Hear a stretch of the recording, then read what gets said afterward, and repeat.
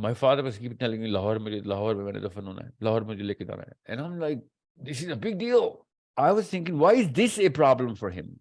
Why is not dying a problem for him? Why is being buried in America a problem for him? It was 9/11 going on. We couldn't get live people out of America at that time. He'll be literally disappointed. ये क्या किया तुमने लोगों ने मेरे साथ? ये मैंने बेटे पाले. ये काम नहीं कर सकते. I mean, we couldn't for the 3 days. We didn't bury him for 3 days. And flight check कर रहे हैं. We're checking up everything. कोई चीज मिल जाए. No, nothing's gonna go out of America, buddy.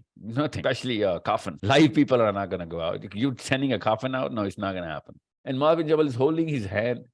Mat chode, don't let go of my hand.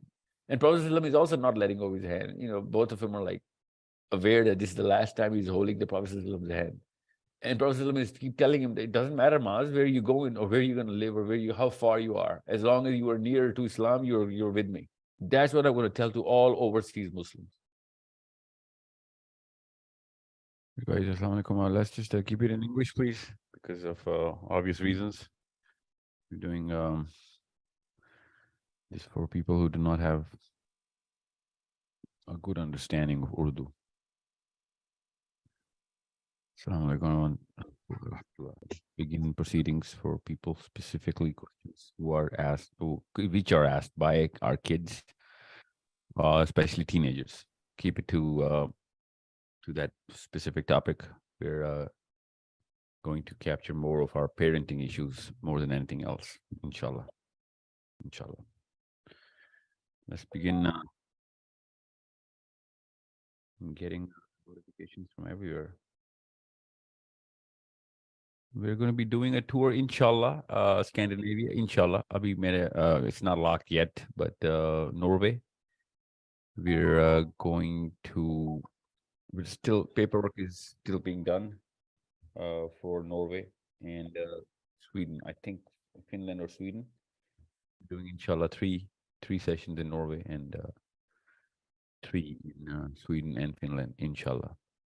Well, I have to go to Denmark anyway because of that very reason, but there is no scheduled session in Denmark. But if there is one, and if there is a possibility, I'll definitely be in Denmark, inshallah. This is spring. We're talking about spring, February, and inshallah, Norway, Finland, and probably Denmark. I'm not so sure about Denmark. I am scheduled to be in Denmark, but not for a session. So whoever is in Norway, please wait for the dates. We'll be releasing the itinerary last week of January, inshallah, for Norway, Finland, and Sweden. Okay, so it's more of a North American tour, but this is where most of our invitations were coming from. There were more clusters who knew exactly how to arrange a session. They did it really well. The Norwegian and Finnish Muslims, they have been pursuing this for quite a while. We did not have enough time because it takes a week before and a week after. So it's not so easy to just say yes. So this is why we know how important these specific sessions are for overseas Muslims, especially teenagers. This is a parenting tour, nothing else. Well, everything else is included in there, but we're doing a parenting session. This series is for parenting specific issues, Muslim psychology, and understanding the problems that Muslim parents are going to have raising the 10-year-olds and who are about to enter the teenagers and people who have kids who are already teenagers, inshallah. So again, let me just reiterate: Norway, Finland, and Sweden, inshallah. Okay. This is a scheduled tour by the people. I'm actually saying yes to anybody who's inviting because of this tour. I'm scheduled to be in Toronto in spring, inshallah. So it'll be 4 days in each country, inshallah. Let me just turn off the bells. You're right. There you go. No more bells. So This was just a quick announcement for the Scandinavian Muslims. We are planning a long tour across the North American continent. I'll be stationed in Denmark and in Toronto, inshallah, for 10 days each. During this tour, I'll be scheduled in Denmark for the Norway and Swedish tour.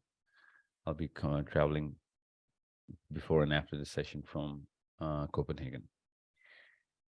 So let's begin proceedings. Let's just pick it up with the Scandinavian Muslims. I'm going to just change your names or add your country name in the bracket, so that I would actually try and focus specifically on you guys in Norway or in Sweden. Okay, so just don't speak Swedish or Danish. You have to IK. When you're going to be very specific, just try and be as English as possible. Okay. By the way, there is no England in the tour yet. Okay. English Muslims. We're going to be doing a separate tour for the United Kingdom, inshallah, on my way back, inshallah. Okay.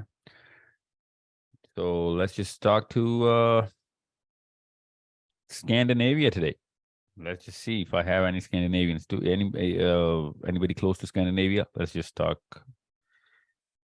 about specific dates and reasonings. All of these sessions will be recorded, inshallah. I'm not taking my media team with me, so whoever is arranging the session, if he wants or she wants to arrange the session, you'll have to arrange that media yourself. Okay. We don't charge. I don't charge for these sessions, so you'll have to put a little bit in there.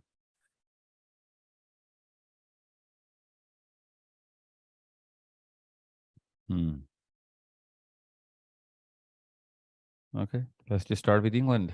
Abdullah, assalamu alaikum. Yes, wa alaikum salam wa rahmatullahi wa barakatuh. Yeah, thank you for giving me the time, first of all.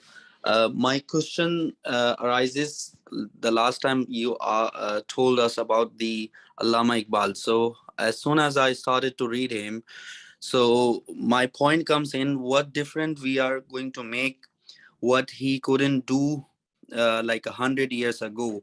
So what I see is we are actually having the same message what he already had 100 years ago. So what you think was done differently and what we can do differently now, and how you think we should incorporate Allama Iqbal in all our Muslim identity concept? Allama Iqbal was all about the Muslim identity. Actually, if anything, he actually tried to reconstruct it. He was suffering from primarily the same problems we're suffering from. Obviously, he had a little bit of an edge because he had that an edge in a way that Muslims are obviously under the rule of a non-Muslim regime. So it was more of an edge. We are actually being deceived by the fact that we actually assume that we are under the Muslim regime because of this weird constitution that we're actually living under. We should change the philosophy of this constitution right away. We keep claiming that it is from the doctrine of the Quran, and Iqbal would have approved of it. Obviously, Iqbal would not have approved of it. I think this is a good angle to look at our Declaration of Independence and our Constitution. This is by far not approved by any Sahabi, any Prophet, any thinker who's actually aware of what the Constitution of Islam is. I'm not saying it is against the core principles of Islam. I'm just saying it does not suffice for whatever Islam actually requires specifically in this day and age. Iqbal actually did start there. He not only started there, he actually had more of his writing was about the fact that we have to reconstruct the way Muslims actually are approaching the very concept of Islam. And it was a big backlash that he actually faced because of the word that he used, which is reconstruction. Because classical scholars were talking about the re-establishment, and he said no reconstruction of the the very religious thought. Now, once we do go through the prose, the actual text of what Iqbal wrote in his book, not his poetry, not just his poetry, but the actual, length that he went to, uh, which I did a few times, not just a couple of times. I can see the kind of anguish that he's actually expressing. We are actually practically trying to um, well, revisit the very everybody goes through, any thinking Muslim goes through revisiting the very anguish that Iqbal was going through.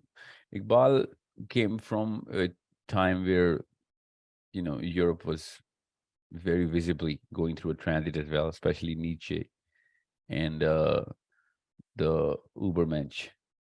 That actually became quite a thing, and he was in Germany at the time where Europe itself was experimenting. So he had the first-hand knowledge of how things how people can react, how mass can change its behavior, and did change its behavior. But we we can see Iqbal and the way he's actually looking and comparing Europe and the subcontinent Muslims. We can see that very clearly. Now, it's such a weird irony that we can easily say, anybody can easily say now with a lot of confidence that if Iqbal were to be born today, he would have done literally the same things. He would have actually written the same book because we didn't move an inch of wherever he wanted us to move from. And that's the bigger problem because, we need not just one guy or a book. We need a lot of people who come up with a synergy towards understanding and then committing to that understanding that, yes, you know what, we got to do something. And where do we start? We start with our kids. Now, it's only 3 generations before Iqbal, right? Iqbal is literally 100 years older than me. I am exactly 100 years. I was born 100 years later. And now I can still find Iqbal as relevant as yesterday. That's a big failure on our part. Very big failure on our part. Why is Iqbal still relevant? We should have outgrown ourselves, but we didn't. If anything, we retracted. We that's what I'm saying. If Iqbal were to be born today, he would have had to have written the same book. Not even an alphabet or a syllable would have changed. Um, well, even if somebody would argue that it would have changed, it would have changed because Germany is not the same anymore. That's the only reason why Iqbal would have changed, if there was ever to be any kind of change in his poetry or any kind of thought. So yeah, well, we need to revisit whatever he was going through, the way he wrote it, the kind of reason he had to write all of whatever he wrote. It's pretty shameful, very shameful. And we've seen the lights of a few great names, few, not just one or two, in the last 100 years in this very soil. But it didn't really matter, did it? Dr. Isras and Maulana Maududis and all of the classical Pakistani born and bred big names who actually tried to, whatever they could try to reconstruct the religious thought. Didn't really work, did it? So where are we going wrong? Well, I'm just saying that we need to alter our strategy, and instead of going just political, we have to go domestic as well as political, and we have to be way more robust in our domestic strategy. Talking to women, trying to raise their confidence so that they can actually have a lot more active domestic involvement in their religious thought process. Their to keep that spirituality intact, which of course they are, but let's just not limit the women as mothers to just their spiritual archetype. We have to politicize the very flavor through which women look at their role, and as soon as if we do that in parallel, our domestic robustness would increase. We need to be a lot more aggressive in the way we are raising our children, and we need to be a little more sacrificial in letting go of things which we are born to actually fascinate for. And it's not that hard. I'm telling you, it's not that hard. If anything, it's very easy for kids to be raised into Muslims than to convert the elderly into Muslims. Okay. It costs less money, takes less time, and it takes 12 years for a mother to raise a Muslim child. It takes more than 200 years, maybe even 4 or 5 generations to reestablish the whole religious thought in the older, um, you know, um, if we let these or any human being past that age of 20, 20, 25 without a proper well grounded uh, thought process and a very legit, validated framework of how to raise a child. Because if we miss out on those first 15 years, it takes more than 50 years to bring them back, way more than that. And I think anyone who's listening would know what I'm talking about. It's very easy to mold a child into a moment than to convert a ghair moment into a moment later on, girls and boys. So I think mothers actually play a way more vital role than any other uh, you know mm, person who has that kind of a handle. Now, is that is it that simple? No, it's not that simple, but it is that statistical. It is the only way that it can be done for a longer run. So what do? We establish a parallel 2 or 3 prong approach right off the bat. We don't just talk about the mothers with the mothers, about the mothers, for the mothers, or the children. No, not just that. We start with that, but in parallel, we need to understand that the political thought process of a 20-year-old has to be global, has to have a very well-established worldview, where he needs to know how to translate the Quran into the demands of the world right now. Once he can understand how to translate the Quran into the demands of the current world structure, the world view would be a lot more um useful, and he would have a deeper meaning of his own personal spiritual life as well. He would be a lot more, well, a lot happier than what he possibly can otherwise. But also, he would be way more effective to solve a, a a trifecta of the problems that we all face in our domestic, in our personal, and in our global citizenship. Um, so it is that 2 or 3 prongs that we really need to establish as a group, as an individual. So I think Iqbal gave us that strategy. He himself was himself a living example of that strategy. He was very well aware of the philosophy of the European mainstream. So he knew how to translate what the global demands are, and he was a very well versed Muslim in the philosophy of the Quran. And he was politically, I think, the most active person, and probably the finest ever influencers in the way he did influence the youth. So I personally believe he was a way bigger influencer, way deeper influencer than Jinnah himself. So he was a lot more eloquent than Jinnah. He was a lot more knowledgeable than Jinnah about these 3 factors, which is very apparent and obvious. Obviously, he relied on Jinnah because of the fact that Jinnah had the quality which he himself knew. Iqbal knew that there was way more needed to drive the the car home. So it's pretty evident that leadership is to give leadership, to build leadership in the youth. That's true leadership. Leadership is not just to put yourself on the stage and try and claim any sort of pedestal, any knowledge, even if you do have it. So I think there are so many lessons to learn from Iqbal, not just through his thought, but the way he actually acted upon that thought. And I wish a lot more Muslims, especially in their 20s, would know that these people had illustrious careers if they had chosen to, which they did at some time, and they had to to to do a lot more than just chasing their own careers, and they actually gave into the bigger demands of Islam, and that's what true Muslim identity requires. Yes, sir. America. Let's just go to America. Toronto.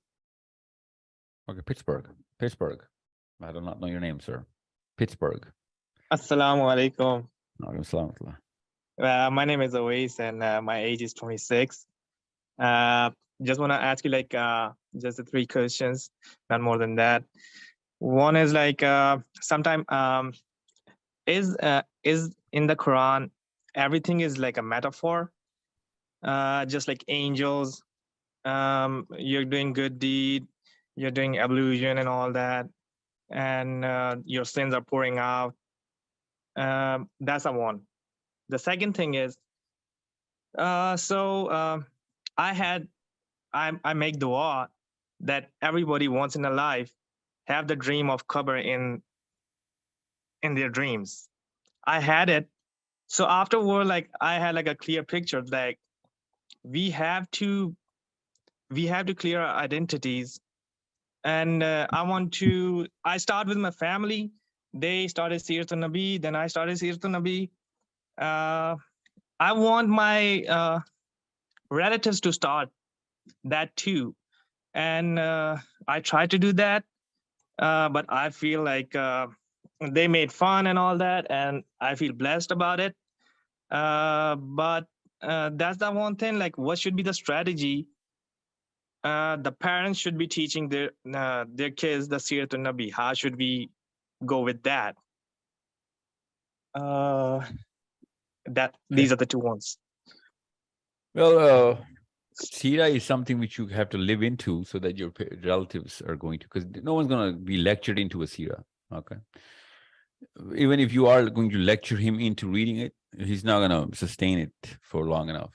Okay. Don't make it like a task or a to-do list. Give him the benefit or her the benefit of what is going to do, or he or she's going to gain out of it. And unless you're gaining something out of it, they're not going to believe you, right? So unless you are actually living out some part of the Sira and they're benefiting from it, from you, and then you tell them where you're learning it from, they're not going to jump into it or let their own kids jump into it. No one in the world who's a Muslim would want himself or herself to be away from the Sira. There's a gap between us and the Sira because of a few psychological reasons. And one of them is the man who's representing the Sira, primarily. And that's the guy who's holding the book and trying to lecture people on Sira, even though he's not himself not the most attractive example of the Sira. That's why most people don't go into Sira. Sira is just like the Quran for us. Why do you think we don't go into the Quran? Because the guy between me and the Quran is not representing the Quran. I'm not saying any particular guy. I'm just, this is a metaphor of using, right? I mean, it's not a metaphor, it's an analogy. So, well, it's not it's literally the case. So the fact that, the word Molvi has become a taboo for a regular Muslim, it's one of the biggest loss that we can actually possibly go through. I think it is the biggest loss, that the man who's supposed to represent the experience and the flavor of the effect of the Quran and the Sira is the guy who's actually, turned out to be the most repulsive example of how not to practice the Quran or the Sira. And the guy is doing it with great intent. I mean, this guy is not bad intended. He's well intended. And he's not aware of the fact that the language that the audience is speaking, or the fascination, the curve where the audience is drawing that fascination, he's far from it.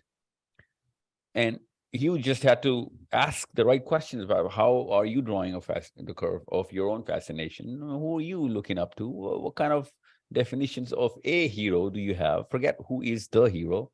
What is a hero in front of you? And he would have really picked up really easily because he's mature enough because of whatever he's gone through. If he has gone through the Sira, he would know how to actually translate the Sira into the fascination of the audience. And so that definition changes from decade to decade in the life cycle of every human being. But generally speaking, you can have very common parameters depending on the demographic that you're picking out the sample from. So for example, an 8-year-old to 18-year-old has no similar, well, they have both of these, 8-year-old and the 18-year-old they have two different sets of parameters through which they define the heroes. I mean, I don't find those people heroes who I used to when I was 8. How did I mature into different parameters? Well, I rationalized a lot of parameters, rationalized myself out of them. And but the fascination still remains. I mean, the base archetype still remains. Whoever was my hero when I was a little boy was a character from the cartoons, right? Or He-Man, or the Lionel from the Thundercats. I remember that. So why was I fascinating this or imitating this character? Because it represented a few attributes which which are innately a desire of mine as a boy. Same goes for the girl. So those attributes need to be, on paper or in front of me when I'm actually describing the Sira to my kids, right? I mean, I know how old they are. But even if I did change my heroes, I don't look up to Lionel now or the He-Man now, because I've grown out of that mental zone, but my emotional zone is still there. Whoever I'm going to pick out as a hero now in the world will have the same attributes, if not the same, then more than what Lionel had or He-Man had, right? And I'm just using a few characters. Obviously, we look into different stories, we listen to different stories, read different books as kids, and we look and pick out on those attributes. And how do you know that these are the attributes that or these kids or any kid is going to like? Because that attribute is going to develop or help that character defeat that villain in that story. So it's not just the attribute but what the attribute is going to do. That's basic psychology, I'm trying to tell you. So these are a few like basic things to pick up. It doesn't take a rocket scientist to know what I'm talking about or do what I'm trying to tell you guys to do. You know what I'm saying? So Sira should have been translated by, and you have to do that at 26, by people who know that these are core definitions of the demands of any and every human being. These are going to manifest into different, more mature archetypes later on. Let's just say a 20-year-old is going to think himself into, that's his requirement of a self-esteem, to think himself into a different ideal, but those attributes are going to be the same. Key attributes are going to be the same. Obviously, he's going to have more attributes in that bigger set that he's going to carry now. So kids don't think of their heroes as good looking, ironically, but boys do, or men do. This is so weird. This is so beautiful. This is such a beautiful concept. So where are they getting that looks, the attribute of good looking from? They are picking it up from the culture. So you need to see how the transition is done through the life cycle of a human being. So once you know that, and these are not, again, no rocket science, right? So once you know the list of attributes and the way these attributes mature or how new attributes come into play, you can put the Sira right in there. And that's how Sira is done. That's how training is done on Sira. You really need to know the attributes. You can't just start telling the story of when the Prophet was born and then that's what happened. And then this happened. And in the next year, this happened. No, talk about the attributes and talk about where he, Sallallahu is using these attributes to defeat what kind of villain and what kind of attributes did the villain have? Because the villain cannot be a weak entity. You have to make the villain strong. So describe Abu Jahl or Abu Umayyah bin Khalaf the way they're supposed to be described. Describe Utbah as the way he was. Otherwise, these people were not just average Joes. They were some serious people, and they had some serious power. They could have done some serious damage. They tried to do some serious damage. So they were actual villains. They are villains of our story. We do not need Peter Pans or Cinderellas. We actually have that story. We have to know what Peter Pan does to a child. It's basic psychological phenomena. I mean, this is instilled inside us. So once you're actually describing the Sira, trying to make people fall in love with the Sira, you really need to play this simple game of psychology. I'm telling you, this is nothing more to it. It's all what I've just told you is all there is to it. So let's just not make a rocket science out of it, and let's just try not overwhelm our own selves and put yourself into or ourselves into a fatigue and tire ourselves out of this whole process of teaching other people the seerah of our own Prophet ﷺ. So this is how training is done. And even if you have to spend a year describing, literally, even if you have to spend a year describing or building that attribute, do it. Even if it takes more, do it. Take your time. Don't compromise in describing the whole feel of that attribute in which you're going to try and put, even in the villain of the story, so that you can actually get the control on the psychology of the audience, no matter how old or young he is. Of course, I just told you, in different bands of age, these attributes manifest themselves, or are penetrated at a different depth. So you need to see who you're talking to. So I hope you get a deeper view of how to look at seerah, inshallah. Your first question about the metaphor. There are some metaphors because those things cannot be seen by a regular human being in the visible universe, especially in this planet. So Allah Azza wa Jal uses a certain metaphor, and He tells us that, since you do not know, so I'm going to give you an analogy or an example through this planet. Otherwise, whatever you're going to see later on after you die, in all of the stages after the death, inside the grave or on the day of judgment, during the day of judgment, inside Jannah or inside Jahannam, you cannot see that. You cannot fathom the reality of the way these things are constructed, because I put you in a certain cage. So you cannot just see. So I'm going to give you examples. So He did, and He does. Otherwise, most of what the Quran is saying is literal. Whenever it talks about certain things and certain aspects, it's very literal. It had to be literal. You cannot just use metaphors for people about whatever they're going to go through, or what they are going through, or what they're supposed to do. Metaphors are used for various reasons. This is primary. Secondary would be that, something which is of a larger nature than what you are living your life into. You need to come out of it and develop yourself in a way bigger or better position through which you're going to not only establish the truth or achieve your purpose or goal, but also to understand the demand of what Islam is. It's not just for one man.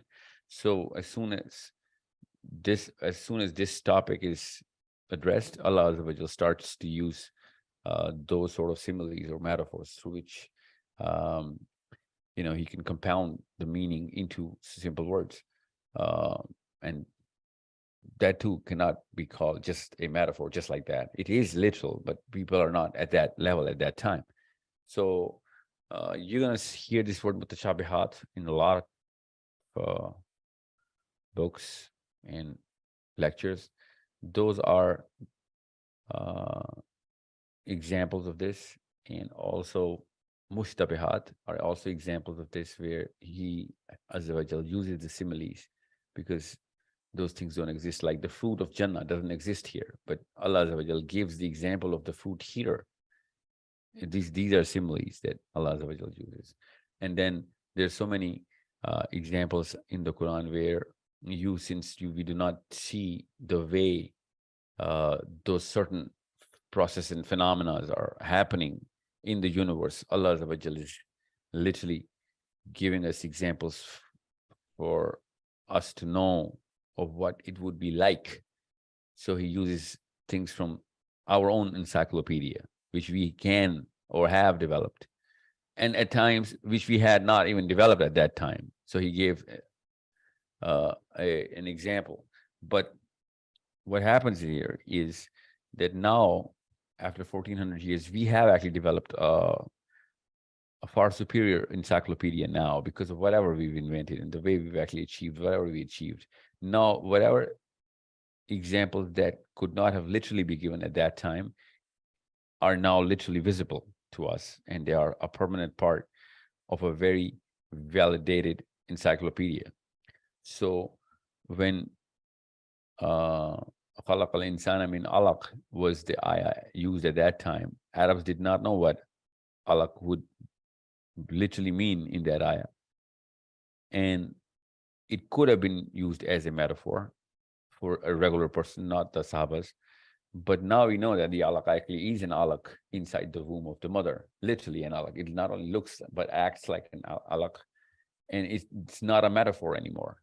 So that's why when I was being taught, I was taught as a literalist, and I was told to be a literalist because of the very fact that even if some things seem like a metaphor now, they can be used as a metaphor and will suffice for the meaning of that word, but are not just metaphors, are literal words which will yield their meaning with time when some certain prosperity of knowledge is going to come at us, or we're going to come across it through mere discovery, if not invention. So I hope this is going to be enough for you to understand. Otherwise, I can go on because this is the Quran we're talking about. We can talk for a year and still not be done about the way Allah subhanahu wa ta'ala has constructed the words inside the Quran. Good question, though. Very good question. Toronto, please. Toronto. Assalamu alaikum. Walaikum salam wa rahmatullah. How are you? How are you, my brother? Alhamdulillah. Alhamdulillah. Alhamdulillah. Nice. Good to hear. Firstly, I just wanted to thank you for all the work you're doing for Allah subhanahu wa ta'ala, because I'm definitely benefiting off of it. And I'm trying my very hardest to strive and increase my intellectuality. And that was my question, actually. I'm 19 years old, so how can a youth, someone at my age, how can he strengthen his intellectual mind to use it as the gun? Because a lot of the time we're using anger and emotions. How can we use hikmah instead, as a building block? You're 19? Correct, yeah. Yeah, well, the only way to actually go through that is exposure. And exposure at your age should primarily come through books. Okay. And you need to centralize the Quran and the literature at which the classical scholars were trying to comprehend the universe. And once you've centralized that, which means, centralized means the reference point should be the Quran. So whatever book you're going to read, you're going to actually, first of all, pick up because of the Quran, or for the Quran, or about the Quran, or literally against the Quran. You know what I'm saying? Because the reference point is the Quran. I get you. Once you get that, you'll go through all of them, go 360 degrees around it for foes and friends. You know what I'm saying? Whoever is writing, whatever is writing. So once you're going spiraling upwards, you'll find out, you're going to find awesome literature, which is awesome for you, but not apparently awesome because it was written against the Quran. You know what I'm saying? But No, I definitely see the benefit there, because if you read something against the Quran, you can refute the arguments from their perspective. Not just understand for the psychology. the sake of refuting it, but for the sake of understanding how the human mind works, right? Because we're not trying to create or identify enemies. We're trying to create friends here. So you can actually try and understand how the poor man, fell prey to a certain psychological obstacle, right? And not just him, but anyone who is going to go through that, you'll actually be able to help them. You're nursing people through learning how people think. And that's what the objective of intellectualism is, to help people. It's not just to impress people, right? So you need to go through books.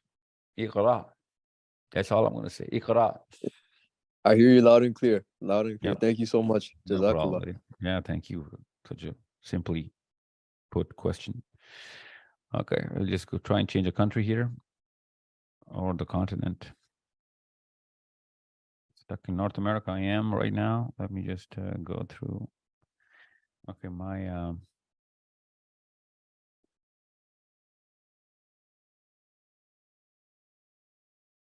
Poland. Let's go to Poland and Switzerland after that. Gee, yes, Poland. I did not know your name. Yasser, from Poland. Assalamu alaikum, sir. Alaikum salam. Okay, so can you hear me now? Yes, sir. Okay. How are you? كيف حالك? Alhamdulillah. Alhamdulillah. Kullu tamam. Okay, sir, I want to know about the real reason which caused Arabs um, like when we see the Sahabas and we read the Sahabas stories and like their biographies, they were so determined and they were they were sacrificing everything for the sake of religion. And when we see now to the Arabs or any Muslims like Ummah, they are like less courageous. What's the reason? And when we talk to the ulmas and every imams and every kind of teachers of Islamic, they are not going for the nizam and the Sharia law, which you are talking about. Why, how come they are so less courageous? Where we have went wrong about this? You mean the people of knowledge or anybody? Like, who are you talking about? Like I'm saying, like when we see the Sahabas, they are very courageous people, and they have done the things we couldn't even imagine now. That they have sacrificed their families and they have done like No, we like can't they have. imagine that. No, I'll fix that perspective for you. We can see all of those examples, so not literally for the sake of Allah, but we can see the examples of the way people have sacrificed of whatever they believe in all the cultures now, right now. You go to certain problems, let's just say Europe, let's just say under Stalin, you will see what was going on. You will see South America, many case studies. People have at a mass level started making movements. You will see South Africa, you know what I'm saying? Persecution, but they're persistent. You'll see Palestine right now. Of course, Palestine does not have that reminiscence of what we want them, those poor people, to have, because they have literally been, that's like a blockade. They can't even move an inch. But even if you see, I'll give you a lot of examples through which you can see that at individual, smaller groups, and even big groups, mass level, movements have been done because of whatever they believed in, and they sacrificed whatever they could. Not just Muslim, non-Muslims. The fact that I see the problem in a totally different way. I see it that we have been given a placebo by the Muslims, elderlies, doesn't matter the Molvi or not, or scholars or not, no. Elderlies, because of whatever belief, the corruption of the belief that we have, that, it's okay, whatever's going on. At some level, it's okay. Things could have been worse. What I'm saying? Things could be worse. And as soon as this sort of psychology comes into play, you kill any kind of activism inside your people. Things could be worse. Silver lining, look at the silver lining. Or how do we draw the thresholds of compromise? And that's where the problem is. Now, you know what? The problem is gone out of bounds, because now we are actually being told, literally, these very words, that this is precedented time and we are not supposed to do anything about or against it. That is also what Islam demands us to do. Even these statements are flying around masjids and universities. So there will be no activism. So it's not America or Israel. No, it's not the non-Muslim. It's not the Jews. It's not Shaitan. It's the Muslims who are actually suppressing the Muslim movement. Yeah. You know what I'm saying? So it's not about how to revive a Sahabi. A lot of people have revived the Sahabas. Literally. Some for Allah Azza wa Jal, some not for Allah Azza wa Jal. Some for their communist belief, or some for their, socialist belief, some for their country, some for their family, some for their club, any kind of club, in Venezuela, in Nicaragua, in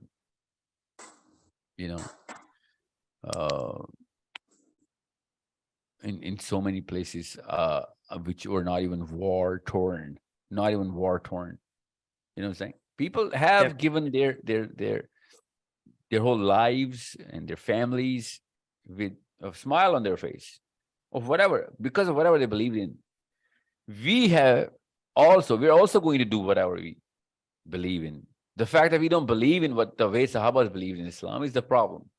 So the problem is not that we don't have the courage or the ability or the talent or the skill. No, that's anybody has that. People have proven that. What we actually lack is, we don't lack anything. We have something extra, and that extra is inside the belief system that, Islam is also a name of compromise. You know what I'm saying? I mean, I have never seen a better manifestation of turn the other cheek philosophy of St. Paul by Muslims today. Literally, the Muslim scholarship is turning the other cheek way better than what St. Paul wanted the world to do in the Bible. You know what I'm saying? We're living the First Corinthian. We are the best examples of the First Corinthian, not the Quran. You know what I'm saying? So somebody gave us this. I don't know where it came from. I mean, Yeah, that's we can my question. backtrack. That It's not.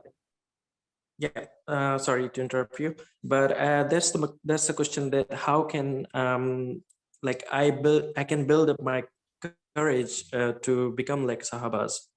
Like, how can we do this? That's what I keep telling, that you need to be a lot more sacrificial.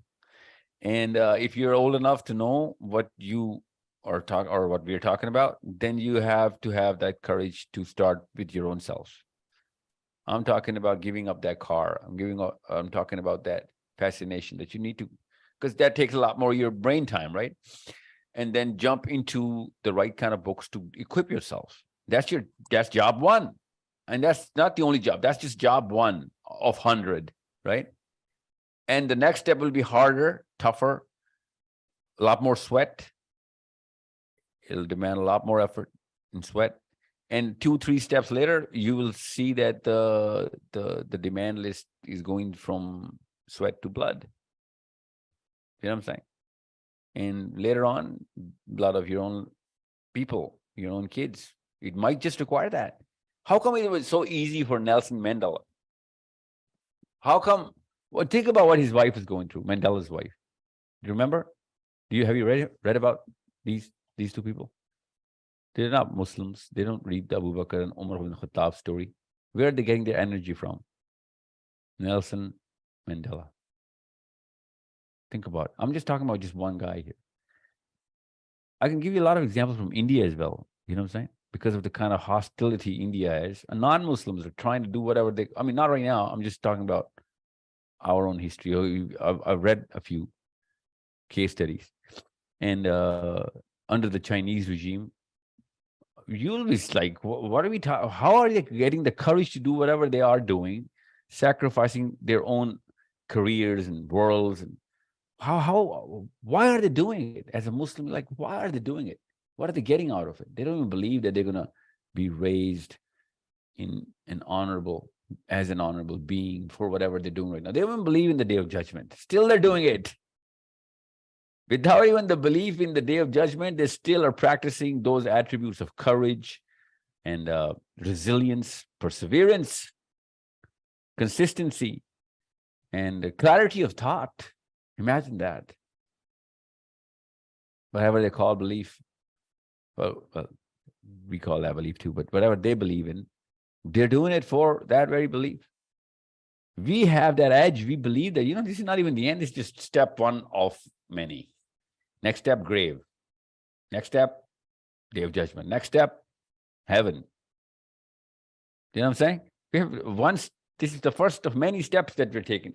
We have that edge. It should have made a lot more positive for us, a lot less depressing for us, a lot more energetic for a Muslim, for us to do whatever these people are doing without even the belief in the day of judgment. That's the only life they have. These non-Muslims, that's the only one life they have. Look at the fragility of their belief, and still they sacrifice whatever they can because of whatever they believe in is right. Just one life. Can you believe that? And Muslims, we know this is not our first life, right? It's not our last life, sorry. We know it's not our first life, but it's not our last life. We're going to be raised right inside the grave, way better than this. Then we're going to be raised in the day of judgment, way better than the grave life.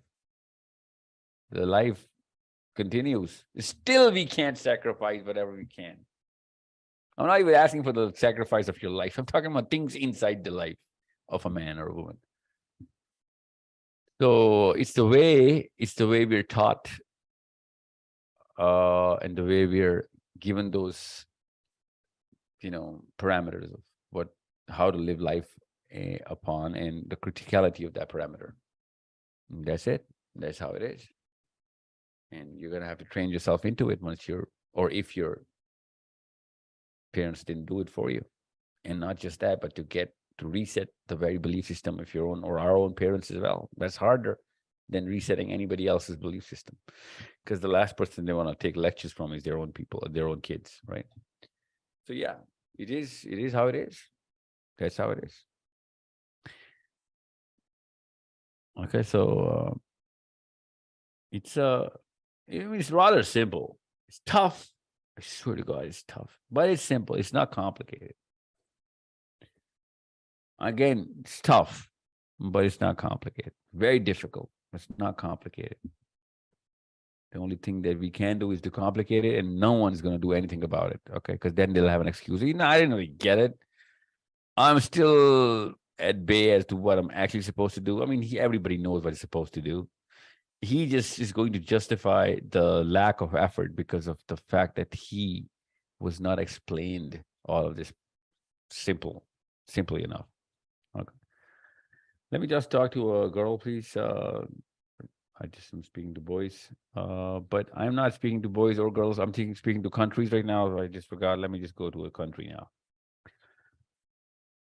Okay, let's go to Sweden. Assalamu alaikum warahmatullahi wabarakatuh. Sahil bhai, I just wanted to ask a simple question that is quite simple, but it's maybe complicated in the nature. As a layman, we are living in Europe since 15 years or 18 years. So how, as a layman, how we can contribute and how we can change the identity while living in that environment? I mean, change what?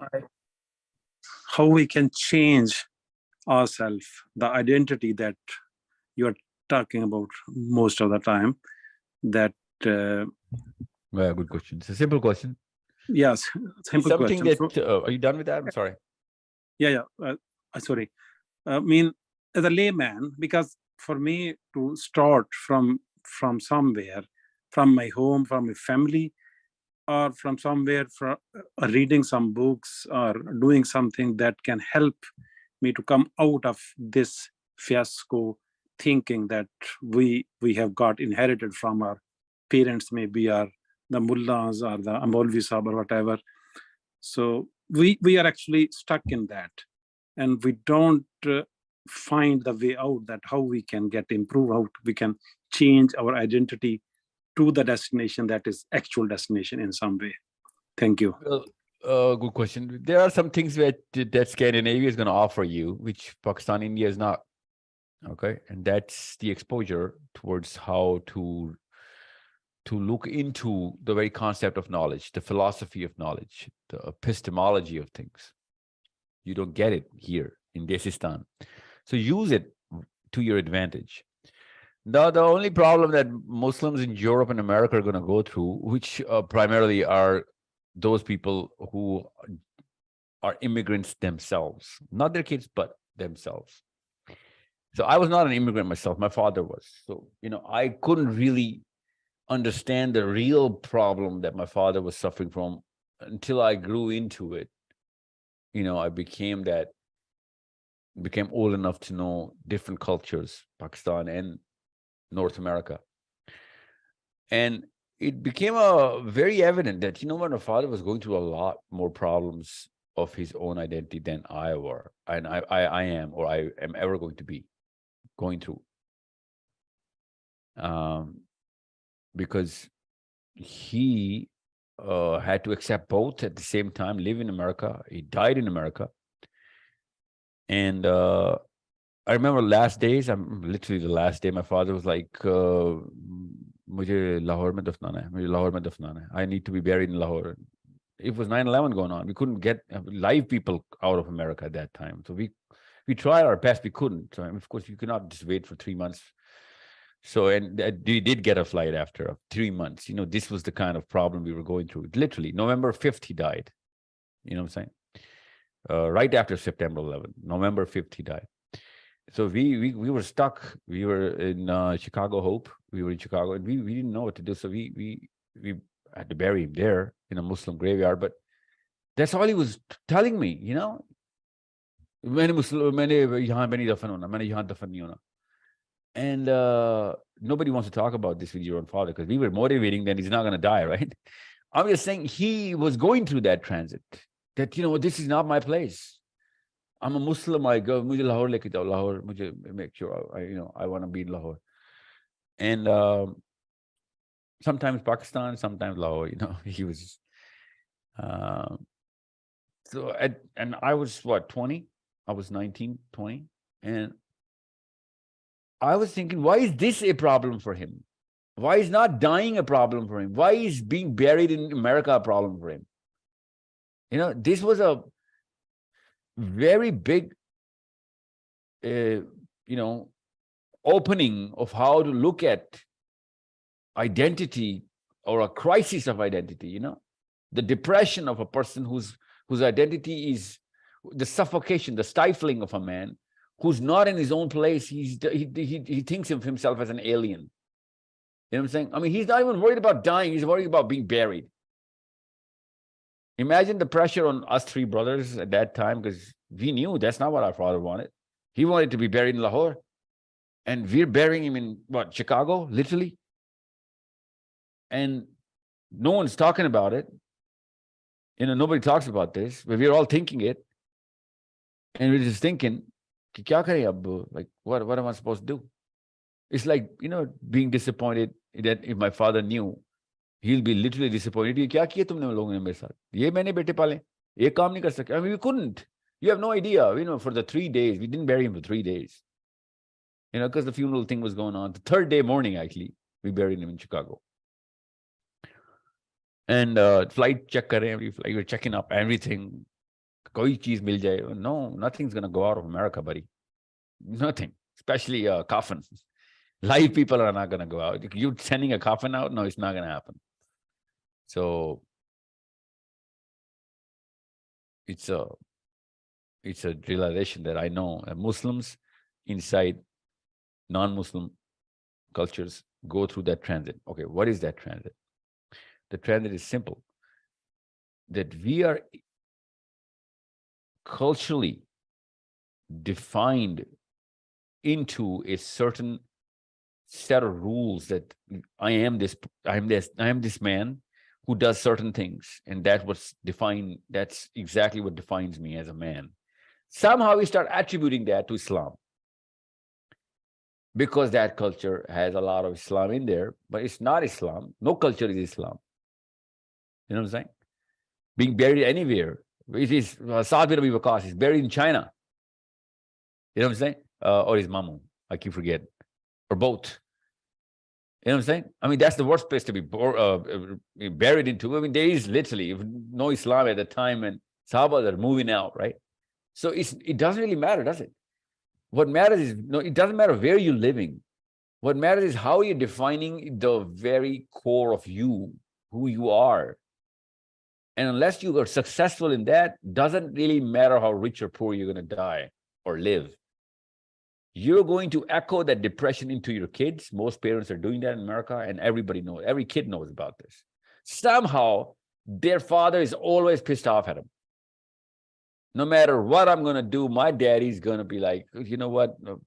I have to, Pakistan wapas jana hai. Pakistan wapas jana hai. It's like, because of me, just the way you look at me, oh yeah, kyunki baal katwa ke aaye. I just got a haircut, Pakistan wapas jana hai.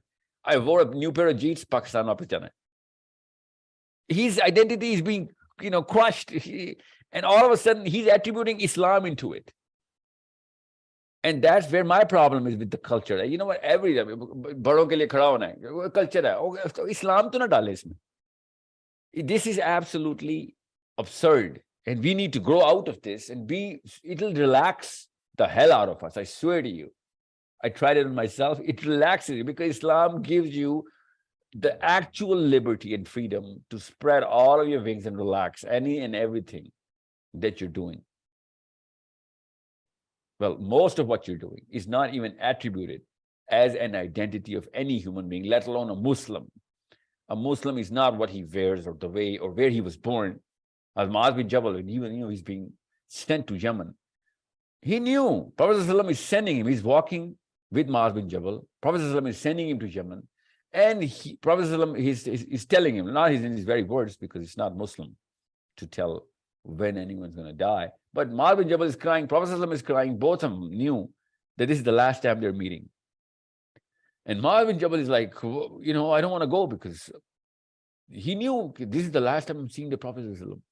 And he, ﷺ, is the one who's sending me to Yemen. I mean, this is the last time. And see what the Prophet ﷺ tells him, Imagine his level pay, how he's actually helping us understand that even if you're in Stockholm or even if you're in Madagascar, even if you're in Auckland or you're in Makkah, it doesn't really matter. Your identity is not dependent on where you are and where you're going to live or where you're going to die.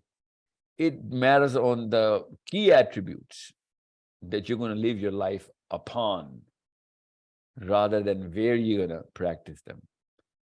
And he literally, Sallallahu literally tells it to Mu'adh bin Jabal that it doesn't matter whether you're far from me or you're close. And Mu'adh bin Jabal is holding his hand. Don't let go of my hand. And Prophet ﷺ is also not letting go of his hand. Both of them are like aware that this is the last time he's holding the Prophet ﷺ's hand. And Prophet ﷺ is keep telling him that it doesn't matter, Mu'adh, where you're going or where you're going to live or how far you are. As long as you are nearer to Islam, you're with me. That's what I'm going to tell to all overseas Muslims. That when we understand that, my father was keep telling me, Lahore mein maine dafan hona hai, Lahore mujhe leke jaana hai. And I'm like, this is a big deal of where we're born and where we're raised, and the kind of, flavor of the air that I was, raised into in Karachi or, wherever, or Delhi or Dhaka or wherever, we think this is our identity. And these old folks have just written books and charters on this, that this is your identity. This man, Mu'adh bin Jabal, radiallahu anhu, you know what his kunya, his laqab was? You know what people used to call Mu'adh bin Jabal? Imagine look it up. I'm not going to tell you. Look it up and you'll find out that this is what the Arabs used to call Mu'adh bin Jabal. This is the rank of Mu'adh bin Jabal, in the eyes of the Prophet. And he's the one who's sent away from the Prophet. Feel this whole story I'm telling you. People in Sweden and Finland, feel it in Norway and Denmark, feel it in Canada and Irvine. That's the farthest I can think of. After that, it's the Pacific, right? Feel it in Japan. You're the farthest. Feel it in Auckland and in Chile. You need to see, and I know our family in Alaska right now. I mean, I literally grew up with them. Feel it in Anchorage. You're the farthest, and you could still be the best case study for Muslim identity. You can still be. This is the story of Mu'adh bin Jabal. You can be the best case study, best example of what Muslim identity is. If you know means knowledge, and you have attributes, and you have the practice, the activism of what Muslim is supposed to do wherever he is. You know what I'm saying? I'm not going to continue the story of Mu'adh bin Jabal because that's going to tangent things out. Because he's the one who came out and he says, I'm not going to report to Abu Bakr Siddiq. And Abu Bakr Siddiq said, why are you not reporting to me? He said, because I report to Allah alone. And Abu Bakr Siddiq says, I report to the same God, man. He's the one who made me in charge of you. So you're going to report to me? And he said, no.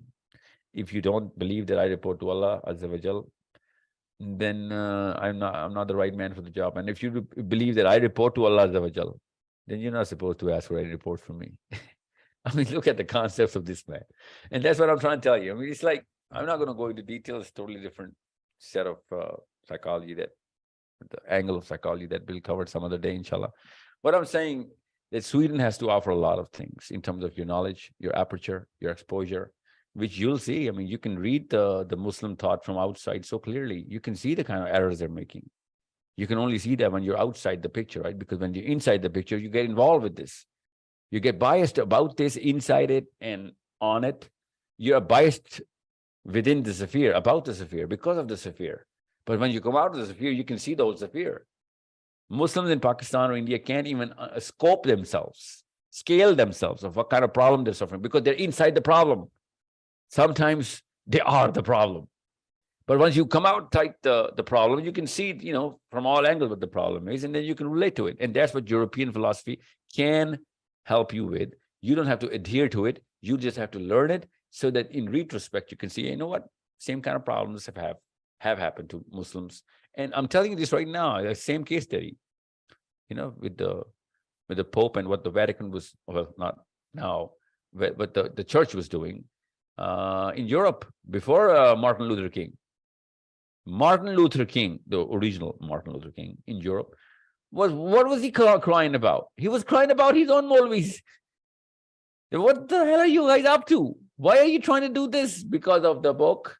This is not what the book is saying. I'm not saying, this is what we should do. What I'm saying is, we can see that story and what happened, and see that this might just happen to Muslims as well.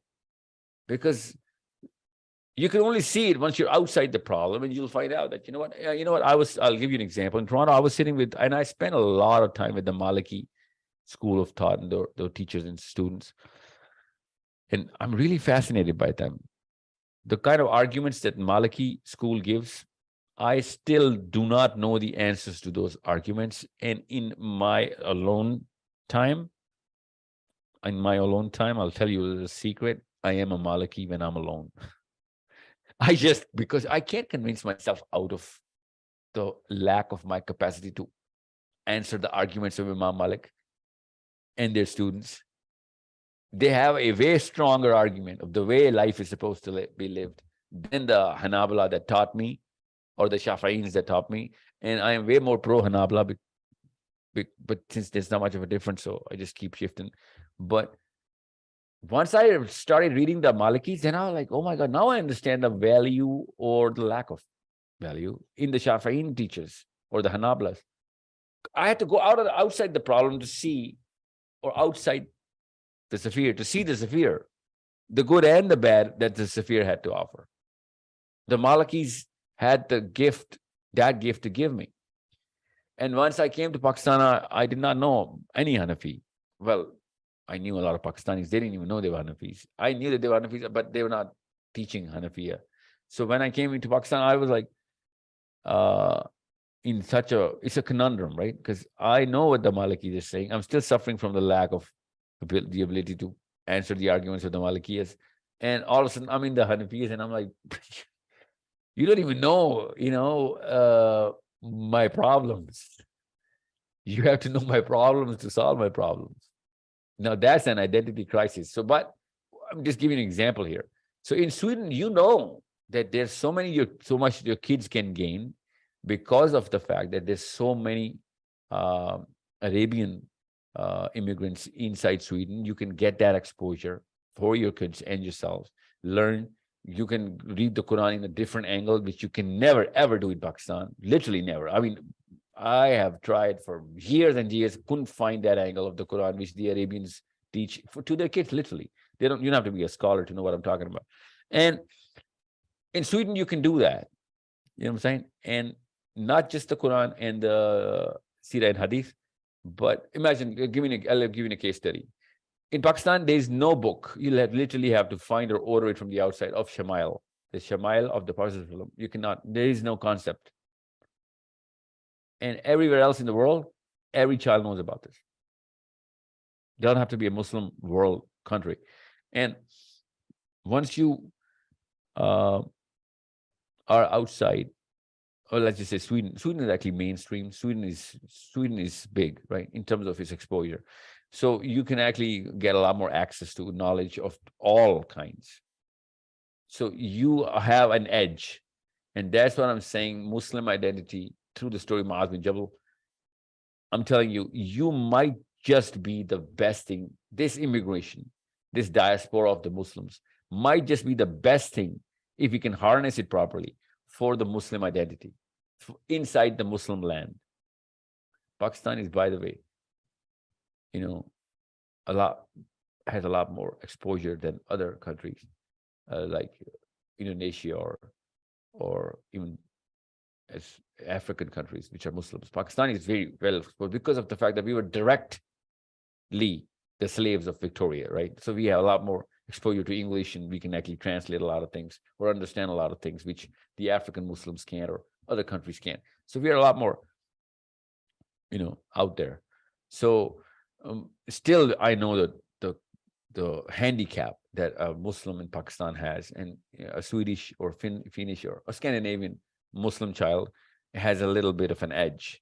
English child has a lot more to get or gain if he's trained into it, right?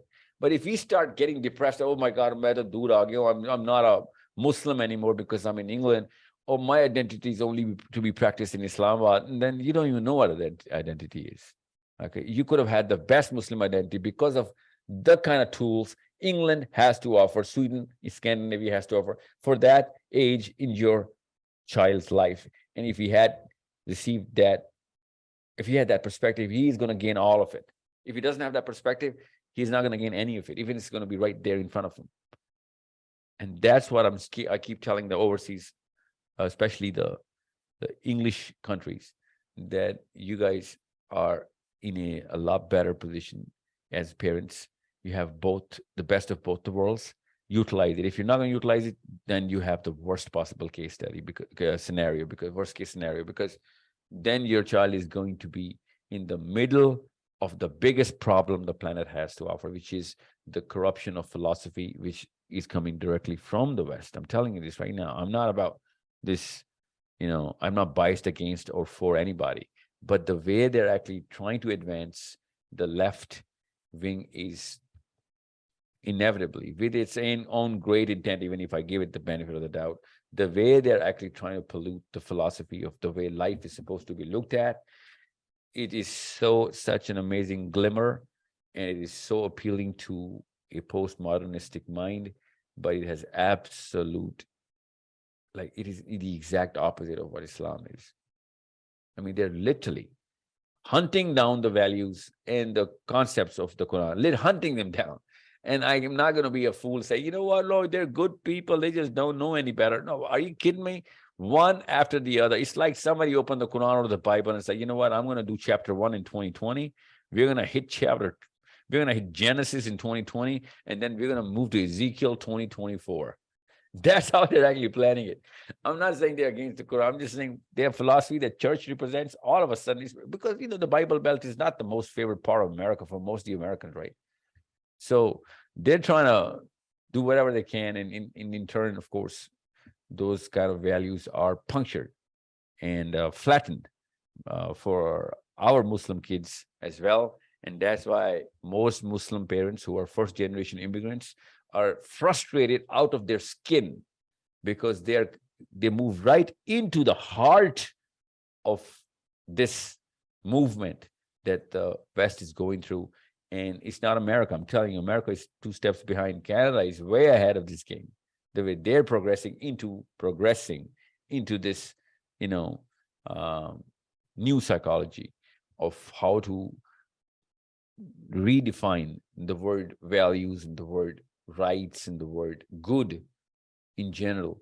Somehow, I don't know who's training Trudeau, but my God, I have never seen a faster movement away from Islam than what Justin Trudeau is somehow, up to, because of the way he's actually shooting down the core of what Bible represents or the Quran represents. So I'm just giving you both sides of the picture in detail, so that you understand how I look at things and how your kids are going to be affected, in my opinion. And I have not lived in England, but once you see the whole spectrum of what England has to offer, you got to know that it's not, I'm just giving you the good side through understanding what good West has to offer. But you need to understand, if it's not the best case scenario, then the worst case scenario is literally the worst case scenario. Then you'll be literally envying Muslims who are literally, in current definitions, very backward, and they're stuck in some kind of a well. They're never going to come out of it. You'll be envying their kids because they won't have that kind of problems our kids are going to have in the West, because the West, the other side of the West, is literally as evil as it gets. Okay, so I understand. I hope I have gone enough in detail. We're just going to take one more question from any country other than the one that I've covered. Trying to go as scattered as possible. Switzerland. Let's talk to Switzerland. Assalamu alaikum warahmatullahi wabarakatuh, sir. Alaikum salam wa rahmatullah. All Glad boys to- today. Alhamdulillah. Okay, go on. My question, you basically answer it to the last brother. So it was also about the concept of hijrah. How should the Muslims see the concept of hijrah? What should be our personal hijrah? And I also personally think that it is a great time to be alive in the West as a Muslim. We have a lot of opportunities. So I don't have a question because you basically answered to the last brother. It was about the hijrah concept. Well, the Prophet said that unless you are suffering from three things, you're not supposed to. And he literally said it in these very critical parameters. That unless your life is in danger, or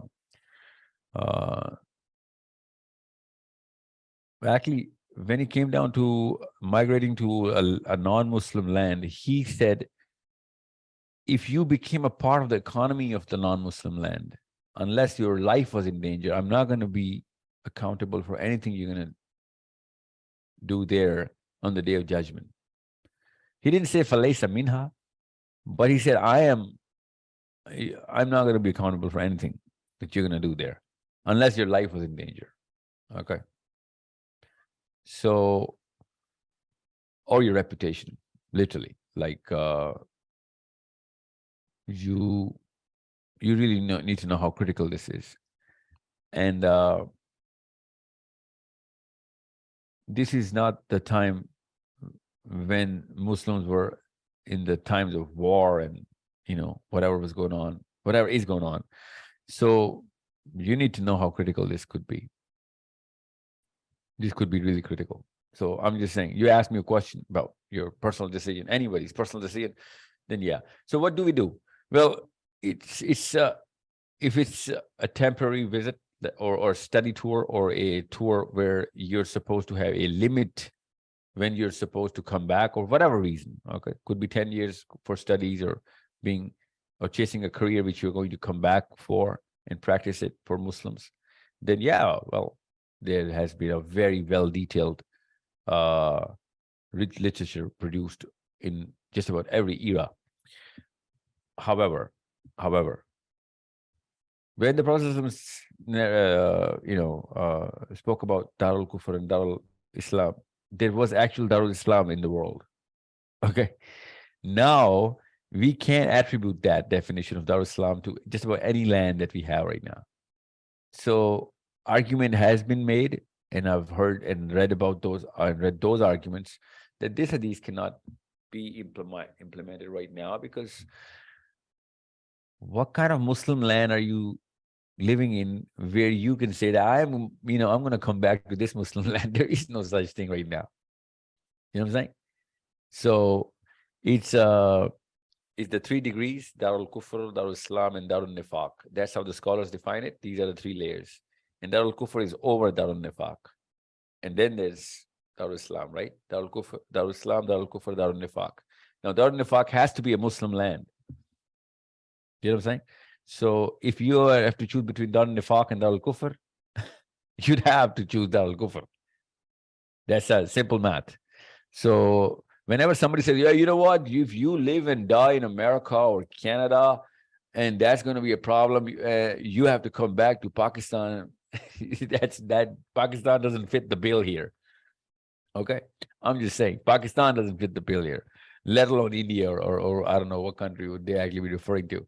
So because we know the definitions of Dar Islam, most countries don't even live up to those principles. That's why I keep telling Muslims in Pakistan that you to revisit the constitution so that we can at least claim it. We can't even claim it here on paper. We can't even claim it. Okay. So just because you see the masjid and hear the azans doesn't make any land Darul Islam. Now, I'm not just talking about my opinion. I'm talking about the general consensus of the scholars that do write about this very clearly with good arguments.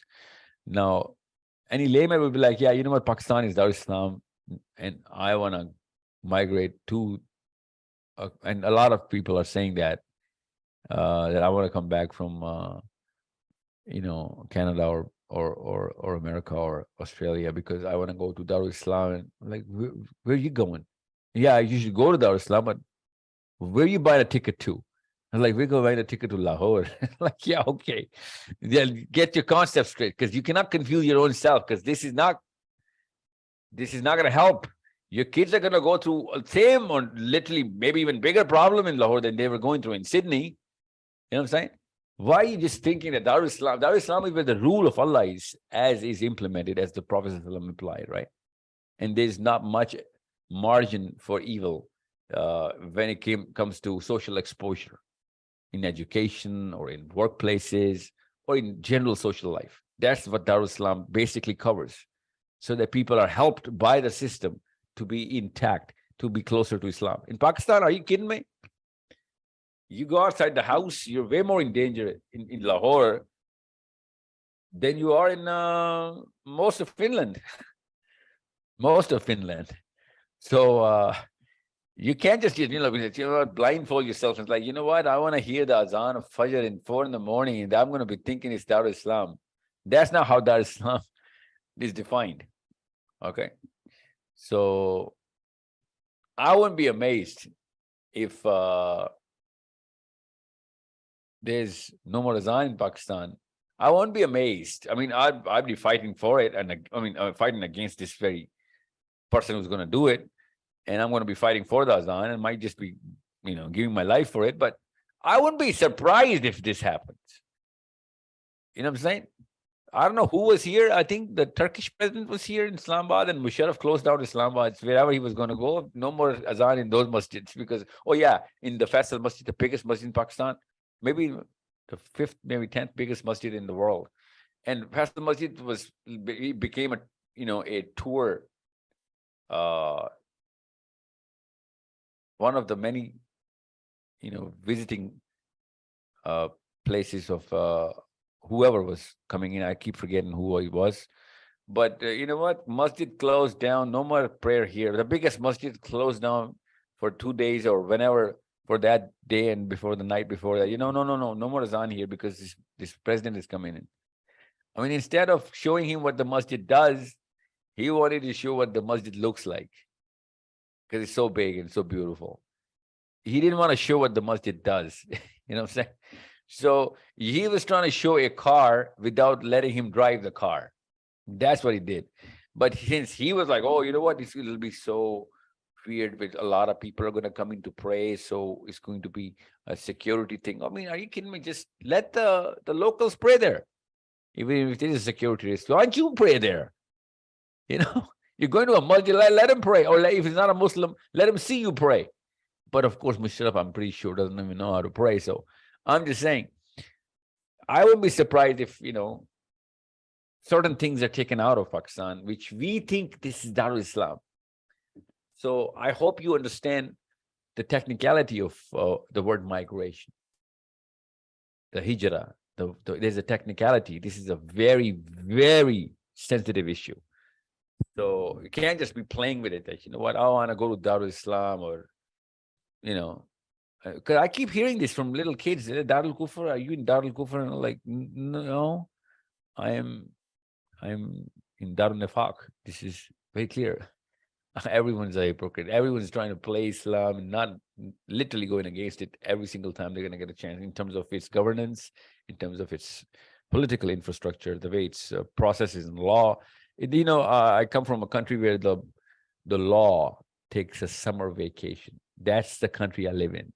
The law takes 3.5 months of summer vacation in Pakistan. More than 20 million cases are pending. More than 20 million. And the law takes a summer vacation every year for 3.5 months in my country. The law, there is no law, no more cases. Courts are closed for 3.5 months. That's Darul Islam for us, you know? So you need to understand. When Ahmad did that, I hope people know about him. He came from India. He migrated with his wife, and he's like, you know what? You just opened Darul Islam for us. That's what you said. La ilaha illallah. And 3 years later, he was like telling his wife, and he literally said, he went home to his wife, was like, pack your bags and let's run. And the wife said, where are you going? He said, not going, migrating. That's hijrah. You know where he migrated to? Hijrah to South Africa from Pakistan. Hijrah. Because, he literally wrote about this. He spoke about this. YouTube it, you'll find out the detail. It's a very long interview he gave. It's like, you guys are doing the exact opposite of what Islam now requires. And you are lying to everybody in the world? You know what I'm saying? So hijrah for Islam outside Pakistan happened by one of the most famous scholars that ever lived from this soil. So it's not that simple. I hope you know what I'm talking about. You know the culture of Pakistan. I hope you are aware of Sibtan, right? You had a little bit of an accent. I'm not sure whether you are from Pakistan or not. So let's just take last question from a girl, because I've taken 5 out of 5 from boys. So instead of going through a country, I'm just going to go through the gender now. This last question, make it a short one, please. I gotta. Khadija. England. Finally, we land in England. Assalamu alaikum, sir. How old are you, Khadija? I'm 16 years old, and I have a question for you. Please, go ahead. So I have 2 questions, but I'll ask both of them. But if you have time, you can answer both. So the first one is that as a girl who my parents are really practicing, and I'm really practicing as well. And I wear the hijab, I go to school, and I try my best to represent Islam. But the thing is, I take on most leadership roles. For example, in a group, I'd be the team leader, and I'm the head of the school council in my school. I try my best to represent Islam in whatever I do. So I was thinking that when because of that, I have to raise my voice. I have to, interact with the opposite gender. I try my best to do whatever Islam says that a Muslim woman should do. And then I hear stuff like a woman shouldn't raise her voice, a woman shouldn't do this, do that. But I have to do that because I'm taking on those roles. But at the same time, I want to represent Islam at its finest. So how, as a Muslim woman, should I take on leadership roles or like those roles in society? And how should I conduct myself? And the second question is that because I have to study Christianity over here in religious studies, I know for a fact that my iman, alhamdulillah, is really strong on the fact that the Quran is the word of God. But how am I supposed to tell my friends who are Orthodox Christians that we believe in Jesus? I've had many conversations with them, and I've told them so many times that I tried to explain my point, but the thing is, I always don't know how to explain it to them. So I saw a video of you. My mom showed me a video that Jesus wasn't the Son of God, and how the Trinity is, and really truthful, and how am I supposed to make that clear for them? Because for me, it's really clear. But how am I supposed to do that for them? Because I really want them to, you know, come towards Islam, and I've seen them question it as well. But I just don't know how to make that convincing argument. So if you could please just help me out with that. Why do you want to make that argument? You want people to come into Islam?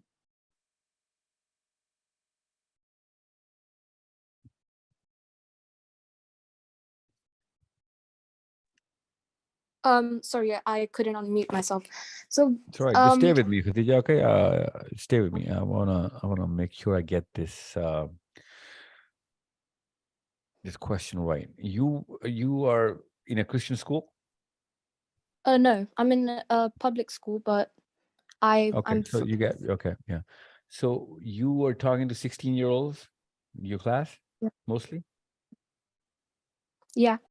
Okay, and you wanted to make sure that you prove to them that there is no son of God.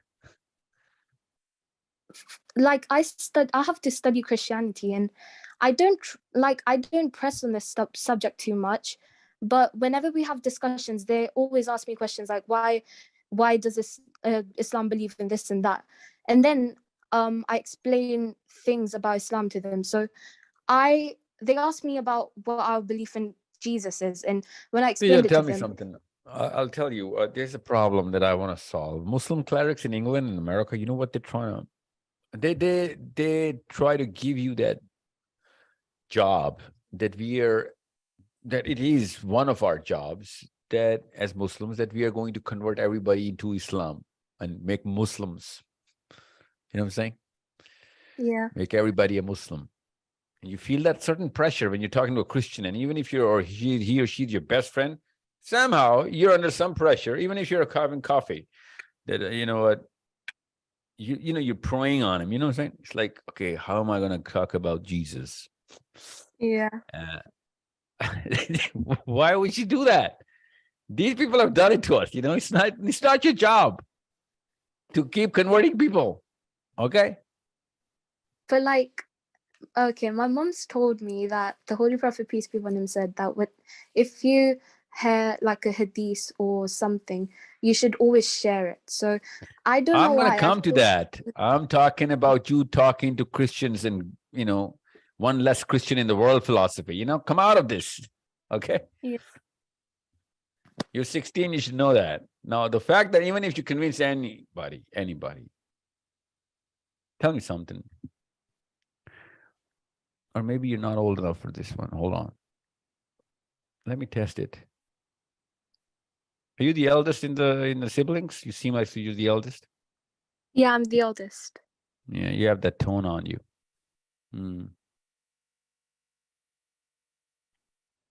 Okay, tell me something. Can anybody convince you out of Islam by just giving you arguments against the Quran? No. Think about it.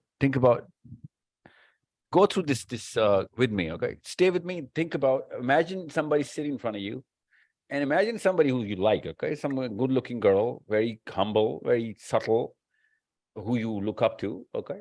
Could be anybody. I mean, I don't know you, right? So think of the real person here. Can you do that for me? Yeah. Okay. Give me her name.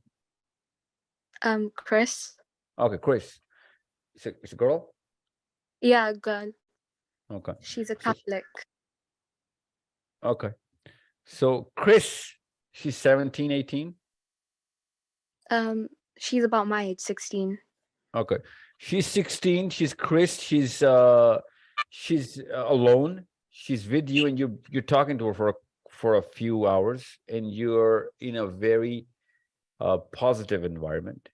And she's using all of this and she's got a book and she's opening and you're talking to her, and she's very well versed in knowing the Quran. Okay, and then she starts picking out the ayahs and tells you that this ayah doesn't really make sense in mathematics. And she has some certain reservations, and she's being very polite, okay? She wants you to explain to her, okay, as just a person.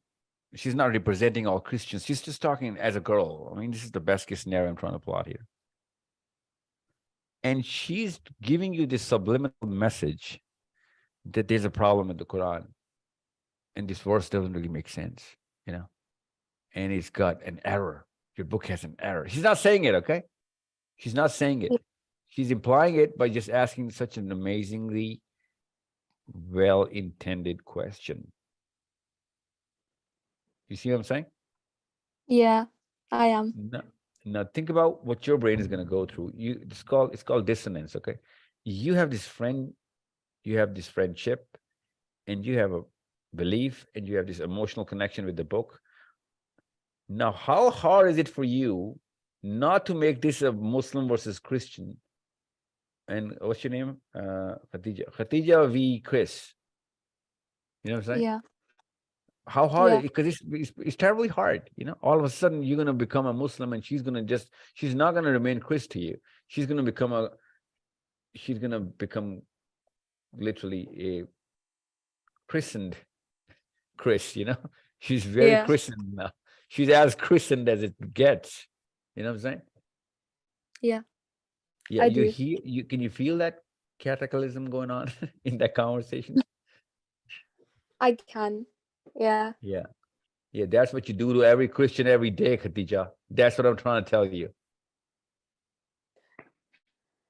But like, No. I get, I don't want you to stop doing it. I want you to understand it.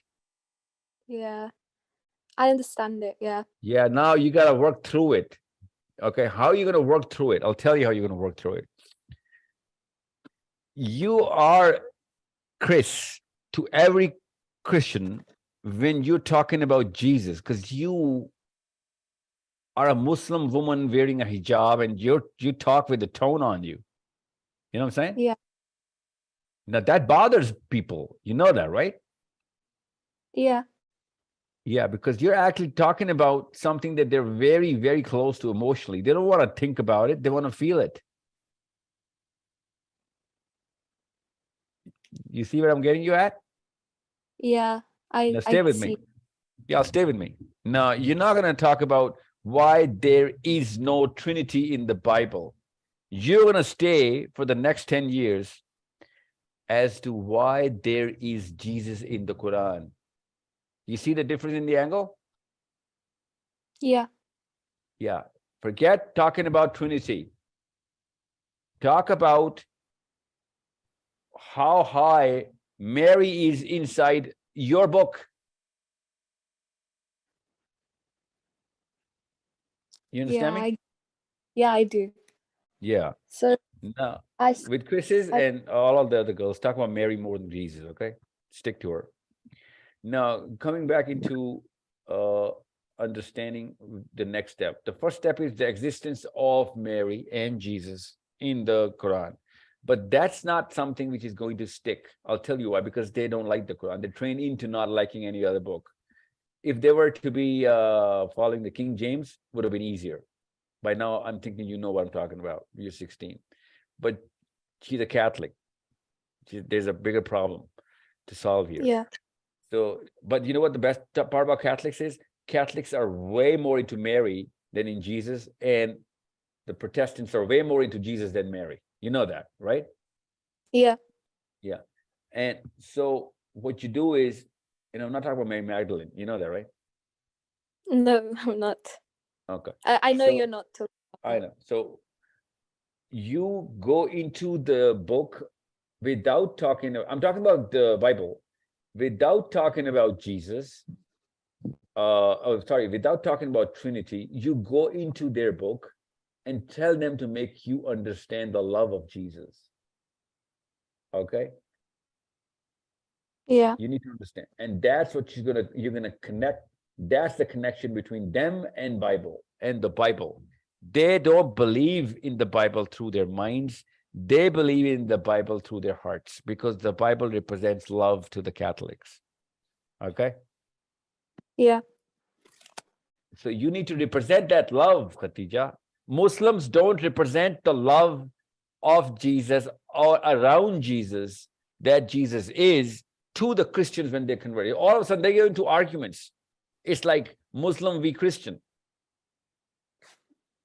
Yeah. You know what I'm saying? You know what they're thinking?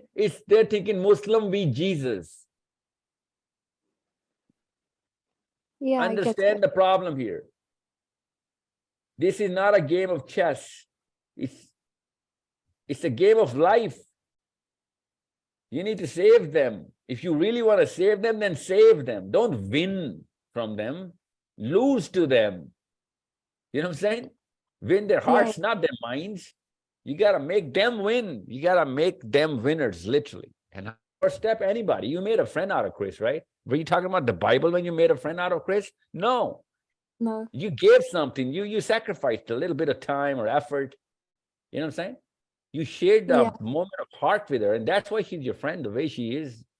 Whenever it happened, I don't know when you were 8, maybe it happened 2 years ago. I don't know when you made friends with Chris, right? But it was not about the book. It was about the heart. And I swear to you, you have no idea. I know Christians. Christians love the Bible through the heart. Okay? They love Jesus way more than what Muslims are, the way Muslims are currently in love with our own prophet. And that's the problem I'm trying to solve in Muslims. They know so much about Jesus's love. They can quote you the way they can feel how Jesus is inside them. Every Christian is going to tell you, oh, I have Jesus living inside me. Yeah. I have a clue about this.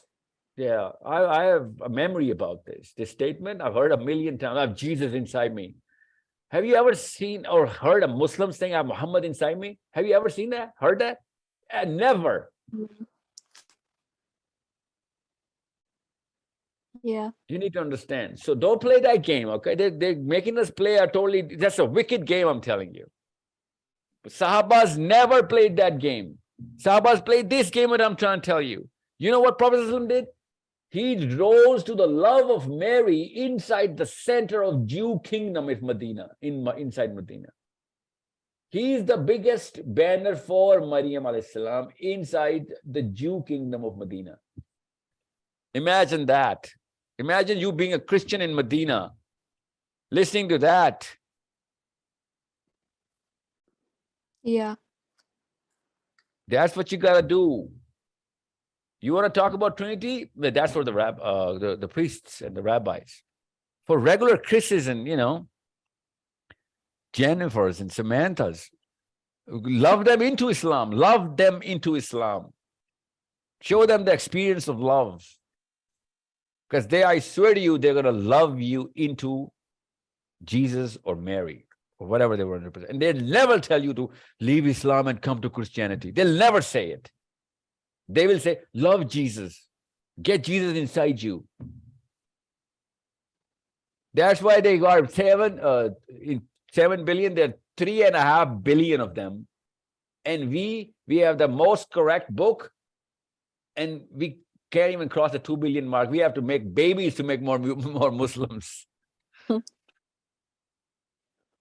Yeah, I get this. And that's exactly what Allah Azza wa Jalla is saying in the Quran. That you cannot change the minds unless I change the hearts. You see I the pray meaning of the for verse now? Yeah. Allah's going to change the hearts. That means you're going to hit the hearts. That's what Allah is going to change. If you want to keep hitting the minds, nothing's going to happen because Allah only changes the heart. You work on the heart, Allah is going to change the heart. Yeah. That's how it is, Khatija. That's how conversion is done. Okay, that's how Islam is done. That's how love is done. Okay, share your experience about love to Chris. And you understand. You know, you're a girl. You know what I'm talking about. You're 16 now. You're not 6. Yeah. I get it. Yeah, I know you do. I'm just saying, make sure I'm talking to a lot of your heart right now, even though I'm speaking to your mind because I'm giving you references and examples, right? If I started telling you stories about how I did that, all of a sudden this would have been a heart-to-heart talk. But there's so many people listening. I want to make sure every mind is attentive right now. Okay? I don't want to make it like a priest show. We call it a priest show. Talk about the heart only and start talking about what I went through and start crying and make everybody cry. That's one way. I'm just saying I could have chosen that way, but you're a pretty smart girl. You're 16. You know what I'm talking about. You know exactly how to put two and two together about things that I've said. Coming back to your first question, make your cluster in girls primarily. Okay. Trust me, I don't know why girls are told that boys are smarter, and all of a sudden you wanna make sure boys think you're smart. Okay. That's the dumbest thing a girl can do, to try and impress boys that she's smart. That's the dumbest thing a girl can do, to claim that she's smart to boys. Or think that if boys call her smart, then she's actually smart. That's the Yeah. dumbest thing a girl can do. Okay. So make bigger clusters, because you are in leadership role. You're in England. You're as active as anybody can get. So make bigger clusters. Don't think about hundreds. Think about thousands. Influence, because you got social media on you now. Okay, but you affect the girls. You speak their language. You speak their gender. You speak their experience. You cannot tell me a story ever, which I'm going to relate to. Okay, ever, ever. Yeah.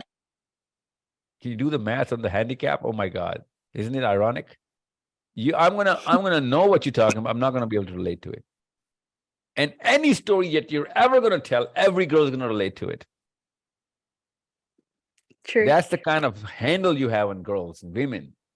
Okay, with half a brain, you're gonna conquer twice the women world. With twice the brain, you won't be able to conquer half the man's world. Yeah. You got, yeah. So there you go. So work towards where your strengths are, and you're gonna be at ease as well, because you're not gonna be talking to boys. And even if you have to talk to boys, it's not haram to talk to boys. If you're talking about Islam and bringing people towards the truth, it doesn't really matter what listening gender is. Okay. But you shouldn't make it as a priority.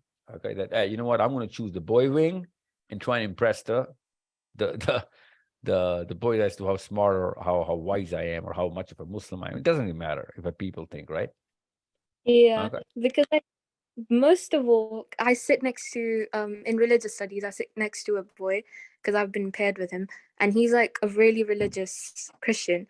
And basically one day he and his friends, they all gathered around. They asked me why I wear the hijab and why I don't touch boys, and I had to explain all of that to them. So it really does get a bit hard because they all ask me questions all the time. Well, are you studying science? Yeah. Yeah, he'll get it. Don't worry. He'll get it.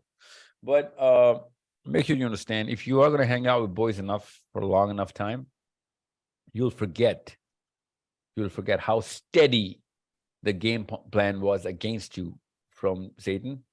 And I swear to you, I'm telling you, I'm speaking through experience, okay? Most people are not going to get what I'm saying, so you are, so you know what I'm talking about. And you don't even know how deep you are into the mesh, okay?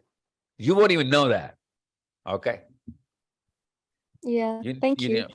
The Prophet said about this very concept that, you know what, once you have your flock, you know, of sheep, and you are inside the middle of the meadow, make sure that the last sheep that you have is also close to the middle of the meadow.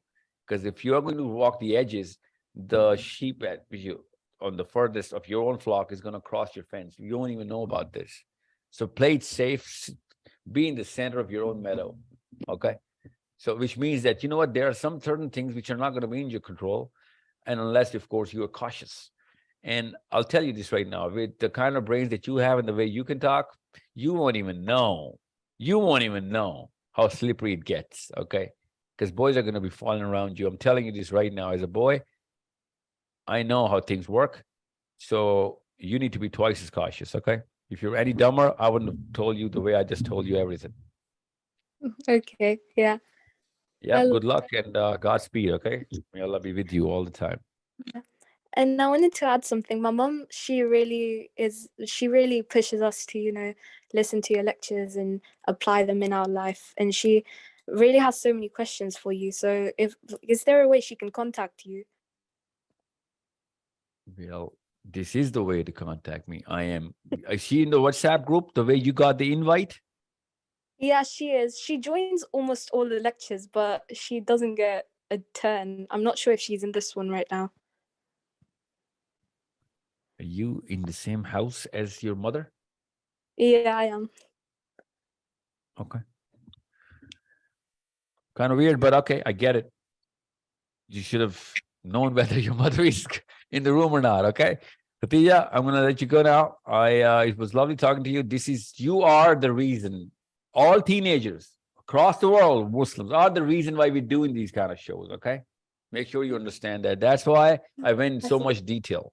Because you are the future of Islam. Yes. Okay. You are the future. Make sure you understand the responsibility. Okay. Thank You you. are the future of Islam. So my Okay, may mom Allah just be with you. joined me in my room. So she Well, wants there to you talk go. to me. I really Yeah. gotta end this. It's 4 o'clock in Pakistan, but say my salam to her. She had a question. Yeah, she has a question for you. अस्सलाम वालेकुम साहिल भाई। Salamatullah. साहिल भाई मुझे बच्चों के लिए ना time नहीं लूंगी, मुझे बच्चों के लिए कोई आलिम दें जो कि यहाँ लंदन में इनको जिस तरह आपने पढ़ा है वैसे ही बच्चे मेरे चारों पढ़े हैं। बताएं और भी कर जाऊं उनके पास। कितने बच्चे हैं आपके? मेरे माशाल्लाह 4 हैं, मेरे दोस्तों के बच्चे भी हो जाएंगे इंशाल्लाह। बच्चे हो जाएंगे या बच्चे हैं? बच्चे हैं, आई मीन उनको गैदर कर लूंगी ना, सबको इकट्ठा लेकर जाऊंगी फिर। ये आप इसी व्हाट्सएप ग्रुप जिसमें आप हैं ना, इसके एडमिन से राब्ता करें and arrange a session, will talk इंशाल्लाह. I am talking to teenagers every day इंशाल्लाह. Okay. Oh, thank you. You're doing a good job. Okay, your child, mashallah, that she's Khatija. Allah Taala इस बच्ची से बड़े काम ले. इंशाल्लाह हाथ टीम में का रखना है इसको. साथ ही होगी इंशाल्लाह। मुझे आवाज नहीं है मगर इंशाल्लाह ठीक है. अल्लाह ताला कबूल करे. आपका नाम क्या है? साइमा इकराम। Okay, I'll keep that in mind. ताकि आप इसी व्हाट्सएप ग्रुप पे जिस पे ये सेशन हो रहा है उसके एडमिन से राब्ता करें. We'll do a session with all the kids. But make sure बच्चे एक ही तरह के हो, मतलब एक एज ग्रुप में फॉल करते हो. अगर ज्यादा हो तो कोई बात नहीं, छोटे बच्चों का अलग से ग्रुप बनाइएगा. 8 साल का बच्चा और 16 साल को इकट्ठा मत कीजिएगा. वो सेशन में ना बेचारे दोनों को नुकसान हो जाता है. ठीक है? जी ठीक, ओके ओके सर। बताइए, you can speak Urdu? जी मैं बोल सकती हूँ उर्दू। नहीं अपन बोल रहा था। Okay, nice. That ठीक है, was my that's good brother. stuff. Jump into Arabic now, okay? Jump into Arabic. Make sure you do. Yeah. Okay, guys. Assalamu alaikum wa rahmatullah. Thank you so much for your time. We'll just call it a night. Mahin, thank you for arranging this session. We're going to be doing this for overseas Muslims, inshallah, frequently. Our Scandinavian tour is scheduled in February for Norway, Sweden, and Finland. And we'll be doing it out of Copenhagen, Denmark, inshallah. And please make sure this is a free tour. And this is a tour for Muslim identity, where we will be focusing parenting techniques only. Any questions about that, please ask the administration or mail me at sahil.adeem@sourcecode.com.pk. We'll be announcing it so many times now because February is quite a, it will be 3-4 weeks before I travel, maybe even March. I'll be staying for 12 days, 10 to 12 days, moving to Toronto, inshallah. Assalamu alaikum wa rahmatullahi wa barakatuh.